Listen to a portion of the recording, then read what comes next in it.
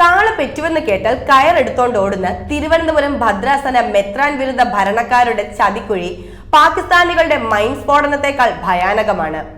Social മീഡിയയിലെ ചില ഗ്രൂപ്പുകളിൽ ഇവരുടെ സ്ഥിരം പരിപാടിയാണ് തിരുവനന്തപുരം ഭദ്രാസനത്തെയും ഭദ്രാസന മെത്രാപ്പൊലീത്തയെയും ആക്ഷേപിക്കുകയും പരിഹസിക്കുകയും ചെയ്യുക എന്നുള്ളത്. എവിടെയെങ്കിലും ഗബ്രിയേൽ മാർ ഗ്രിഗോറിയോസ് തിരുമേനി എന്തെങ്കിലും ഒരു നല്ല കാര്യം ഭദ്രാസനത്തിന് വേണ്ടി ചെയ്താൽ അതിൽ എന്തെങ്കിലും ഒരു അപവാദം വെറുതെ പറഞ്ഞ് അവരിൽ ഒരാൾ രംഗത്ത് വരും. മലമുകളിൽ കയറി ഓരിയിടുന്ന കുറുക്കനെ പോലെ അങ്ങ് ഓരിയിടും. ഇടവും വലവും നോക്കാതെ മറ്റുള്ള കുട്ടിക്കുറുക്കന്മാർ അത് ഏറ്റുപിടിച്ച് നീട്ടി അങ്ങ് ഓരിയിടും. അതിന്റെ വ്യക്തമായ തെളിവ് ഇന്നലെ ഒരു സോഷ്യൽ മീഡിയ ഗ്രൂപ്പിൽ അരങ്ങേറി. ഭദ്രാസനം നേരിട്ട് നടത്തുന്ന അലത്തറ ഹോളി ട്രിനിറ്റി ഹൈസ്കൂളിന് വേണ്ടി ഒരു വാഹനം വാങ്ങാൻ തീരുമാനിച്ചതിനെ പറ്റിയുള്ള അടുതല സെന്റ് ജോർജ് ഇടവകാംഗം അച്ചൻകുഞ്ഞ് എന്ന് നാട്ടിൽ വിളിക്കുന്ന ഒരു സ്കൂൾ അധ്യാപകനായ ജേക്കബ് തോമസിന്റെ വാക്കുകൾ കേൾക്കുക. 1934 നമ്മുടെ ഭരണഘടന ഇടവക ജനങ്ങൾക്ക് മാത്രം ഉദ്ദേശിച്ചുള്ളതാണോ? ഇത് മെത്രാച്ചന്മാർക്കും അച്ഛന്മാർക്കും ബാധകമാണോ എന്ന് സംശയം തോന്നുന്നു. 34 ഭരണഘടന പ്രകാരം ഭരണം നടത്തേണ്ടുന്ന നമ്മുടെ തിരുവനന്തപുരം ഭദ്രാസനത്തിലെ ഭദ്രാസന കൗൺസിലോ അതുപോലെ തന്നെ ഭദ്രാസനത്തിൻ്റെ ചുമതല നടത്തുന്ന സ്കൂൾ ബോർഡോ യാതൊരു വിവരവും അറിയാതെ സ്കൂളിന് വേണ്ടി ഒരു ബസ് ഏകദേശം 22 ലക്ഷം രൂപയാണെന്ന് കേൾക്കുന്നു വാങ്ങിയിട്ട് സ്കൂൾ ബോർഡിൻ്റെ അംഗങ്ങളോ ഭദ്രാസന കൗൺസിലിൻ്റെ അംഗങ്ങളോ അറിഞ്ഞതായിട്ട് പറയുന്നില്ല. ഇപ്രകാരം നിഗൂഢമായ ഒരു പർച്ചേസ് നടത്തിയതിൽ നിന്ന് ആർക്കാണ് ഗുണം കിട്ടിയത്, ആരാണതിൽ നിന്ന് ലാഭം ഉണ്ടാക്കിയിരിക്കുന്നത് എന്ന് ഇടവക ജനങ്ങൾക്ക് ഭദ്രാസന അംഗങ്ങൾക്ക് അറിയാൻ ആകാംക്ഷയുണ്ട്. കേട്ടല്ലോ, ഈ പറഞ്ഞത് ശരിയോ തെറ്റോ എന്ന് പോലും പരിശോധിക്കാതെ അത് ഏറ്റുപിടിച്ച് കരഞ്ഞേങ്ങലടിച്ച് നിലവിളിക്കുന്ന ഇളമാട് സെന്റ് തോമസ് ഇടവാംഗമായ ജോയി എന്ന് നാട്ടിൽ വിളിക്കുന്ന തോമസ് എബ്രഹാമിന്റെ രോദനം കേൾക്കൂ. എന്തുകൊണ്ട് തിരുവനന്തപുരം ഭദ്രാസനത്തിൽ മാത്രം ചെയ്യുന്ന ഓരോ പ്രവൃത്തികളും ഒരു ക്ലാരിറ്റി ഇല്ലാതെ തന്നിഷ്ടമായിട്ട് ചെയ്യുന്നു? ഇതുകൊണ്ട് മെത്രാപ്പോലീത്തായ്ക്ക് എന്താണ് ഉദ്ദേശിക്കുന്നത്? എന്തെങ്കിലും തിരിച്ചു ചോദിച്ചു കഴിഞ്ഞാൽ അതിന് വ്യക്തമായ മറുപടിയില്ല. ജോമോനച്ചൻ്റെ സഹായ ഫണ്ടിനെ കുറിച്ച് ചോദിച്ചതിൻ്റെ പേരിലാണ് അദ്ദേഹം രാജിയുമായിട്ട് ഓടിയതും. എന്നിട്ട് ആ രാജി സ്വീകരിക്കാതിരിക്കാൻ അതിൻ്റെ പിറ്റേ ദിവസം 3-4 കോറപ്പിസ്കോപ്പമാരുടെ അധ്യക്ഷതയിൽ 10-28 ജാവേറുകൾ ദേവലോകത്തേക്ക് പോയത്. അപ്പോൾ ഇങ്ങനെയുള്ള കൊള്ളരുതായ്മകൾ കാണിച്ചങ്ങ് പഠിച്ചുപോയി. ഇത് എത്ര വിമർശിച്ചിട്ടും എന്ത് പറഞ്ഞിട്ടും ഒരു നാണമില്ലാതെ ഇങ്ങനെ മുന്നോട്ട് പോകുന്ന ഒരു രീതി ഒരു ശരിയായിട്ടുള്ളൊരു കാര്യമല്ല. ഇതിപ്പോൾ ഒരു വാഹനം മേടിക്കുന്നു. നമ്മളൊരു സ്കൂൾ ഗവേണിംഗ് ബോർഡിനെ പൊതുയോഗം തിരഞ്ഞെടുത്ത് വെച്ചിട്ടുണ്ട്. ആ സ്കൂൾ ഗവേണിംഗ് ബോർഡിൽ പോലും ആലോചിക്കാതെ തന്നിഷ്ടമായിട്ട് ഇങ്ങനൊരു വാഹനം മേടിക്കുന്നത് കൊണ്ട് എന്താണ് ഉദ്ദേശിക്കുന്നത്? ഇതിനകത്ത് എന്തെങ്കിലും ഒളിച്ചു വയ്ക്കാനുണ്ടോ? ഇതിനകത്ത് എന്തെങ്കിലും ഭദ്രാസന ജനങ്ങളിൽ നിന്ന് മാറ്റി എന്തെങ്കിലും അതിനകത്ത് ലാഭമുണ്ടോ? അപ്പോൾ അങ്ങനെ വരുമ്പോഴാണല്ലോ വിശ്വാസികൾ ഇതിനെക്കുറിച്ച് സംശയങ്ങൾ ഉദിക്കുന്നത്. അപ്പോൾ ചുരുക്കത്തിൽ അടുത്ത രാജി പേപ്പറും കൊണ്ട് ഓടാനുള്ള സമയമായെന്നാണ് തോന്നുന്നത്. അപ്പോൾ അതുകൊണ്ട് ആ 28 അച്ഛന്മാർ തീർച്ചയായിട്ടും ഇനിയിപ്പോൾ ഒരു കോറപ്പിയും കൂടെ ഉണ്ടല്ലോ. അപ്പോൾ 5 കോറപ്പികളുടെ അധ്യക്ഷതയിൽ ബാക്കിയുള്ള അച്ഛന്മാരും കൂടെ അതിനെ പോകാനായിട്ട് തയ്യാറായിക്കണം.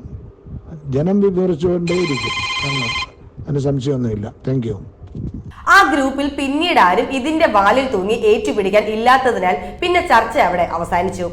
എന്നാൽ കുറെ കഴിഞ്ഞപ്പോൾ Alathara Holy Trinity Higher Secondary School administrator Peter George അച്ഛൻ സ്കൂൾ ബസ് വാങ്ങാൻ ഇടയായ സാഹചര്യം വളരെ വ്യക്തമായി വിവരിച്ചു. അതൊന്ന് കേൾക്കുക. കർത്താവിൽ ഗവേണിംഗ് ബോഡി അംഗങ്ങളെ,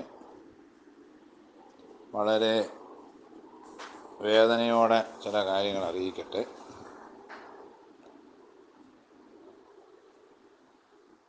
വളരെ നിർജീവമായിക്കൊണ്ടിരുന്ന ഒരവസ്ഥയിൽ നിന്നാണ് സ്കൂളിൻ്റെ ചുമതല ഏറ്റെടുത്തത്. വളരെ ബന്ധപ്പെട്ടാണ് സ്കൂളിനെ ഒന്ന് പുനർജീവിപ്പിച്ചുകൊണ്ട് വരുന്നത്. സ്കൂളിൻ്റെ ഉന്നമനം നമ്മുടെ എല്ലാവരുടെയും ആവശ്യമാണ്. സ്കൂളിൻ്റെ ഉന്നമനത്തിനും അഭിവൃദ്ധിക്കും വേണ്ടി കൂടിയാലോചിക്കുന്നതിന് വേണ്ടിയാണ് പൊതുയോഗം ഗവേണിംഗ് ബോഡിയെ തിരഞ്ഞെടുത്തത്. അതിൽ ഒരു വ്യക്തി അനാവശ്യമായ പ്രശ്നങ്ങൾ ഉണ്ടാക്കുകയും ഭൂരിഭാഗവും അതിന് മൗനാനുവാദം നൽകുകയും ചെയ്യുമ്പോൾ അത് ശരിയായ പ്രവണതയാണോ എന്നുള്ളത് ചിന്തിക്കേണ്ടിയിരിക്കുന്നു. ആരെയും ഞാൻ ഇതുവരെയും ബുദ്ധിമുട്ടിച്ചിട്ടില്ല.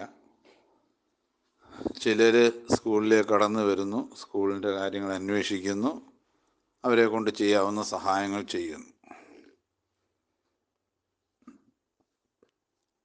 സ്കൂൾ ബസ്സിൻ്റെ വാങ്ങിക്കുന്ന കാര്യത്തെക്കുറിച്ച് നമ്മളെല്ലാവരും കൂടെ ഇരുന്ന് മെത്രാപ്പൊലീത്തയുടെ അധ്യക്ഷതയിൽ കൂടിയ ഗവേണിംഗ് ബോഡിയിലാണ്, കൗൺസിൽ അംഗങ്ങളും കൂടിയുള്ള ഗവേണിംഗ് ബോഡിയിലാണ് സ്കൂൾ ബസ് വാങ്ങിക്കാൻ തീരുമാനിക്കുകയും അതിനെ അഡ്മിനിസ്ട്രേറ്ററിനെ ചുമതലപ്പെടുത്തുകയും ചെയ്തത്.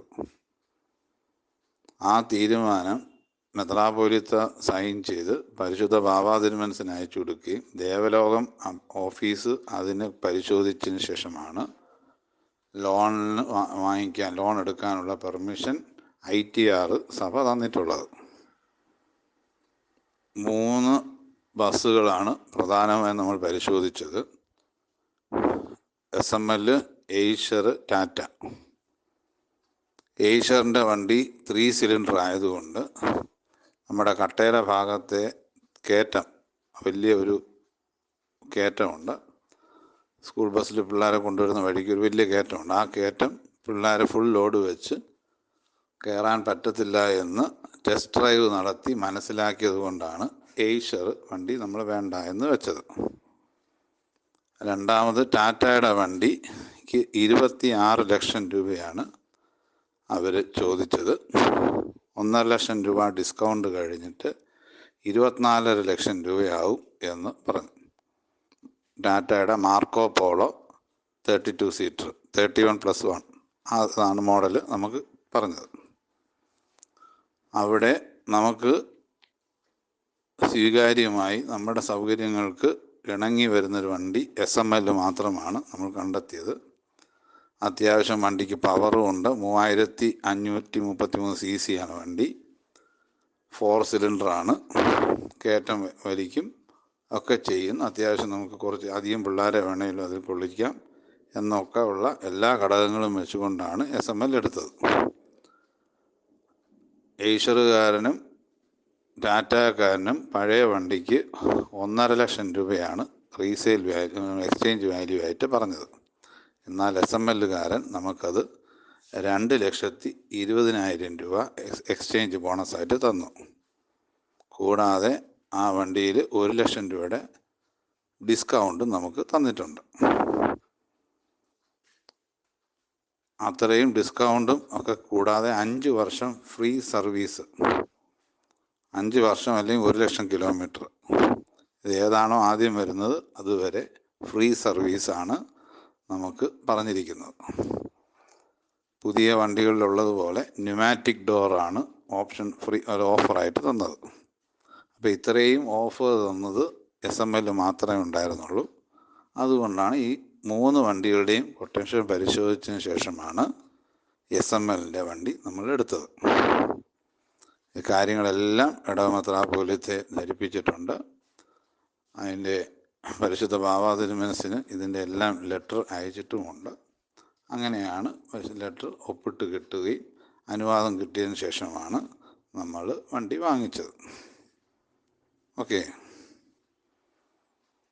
മറ്റ് ഗവേണിംഗ് ബോഡി അംഗങ്ങൾ ആരും വണ്ടിയുടെ കൊട്ടേഷനെ കുറിച്ചോ മറ്റു ഒരു നിർദ്ദേശവും ആരും കൊണ്ട് വന്നിട്ടില്ല. നാളിതുവരെ നമുക്ക് ഇന്ന വണ്ടി വാങ്ങിക്കാമെന്നൊരു അഭിപ്രായവുമായി ആരും വന്നിട്ടുമില്ലായിരുന്നു.